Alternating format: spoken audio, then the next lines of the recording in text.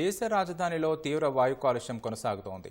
ఢిల్లీలో air quality index AQI 426గా నమోదైంది. కాలుష్యంతో పాటు చలి కూడా ఢిల్లీ వాసులను వణికిస్తోంది. మంగళవారం రాత్రి ఢిల్లీలో కనిష్ట ఉష్ణోగ్రత 11.1 డిగ్రీలకు పడిపోయింది. బుధవారం ఉదయం పొగమంచు నగరాన్ని కప్పివేసింది. దృశ్య నాణ్యత 500 మీటర్లకు తగ్గిపోయింది.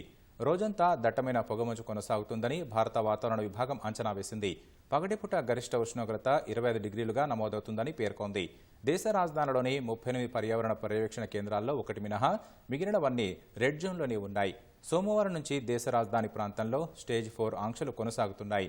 నిర్మాణ, కూల్చివేత కార్యకలాపాలపై పూర్తి నిషేధం అమల్లో ఉంది. పాఠశాలల్లో భౌతిక తరగతులను నిలిపేశారు. కాలుష్య స్థాయిలను దృష్టిలో ఉంచుకొని ప్రభుత్వ కార్యాలయాల్లో సగం మంది సిబ్బంది ఇంటి నుంచి పనిచేస్తారని ఢిల్లీ పర్యావరణ శాఖ మంత్రి గోపాల్ రాయ్ ప్రకటించారు.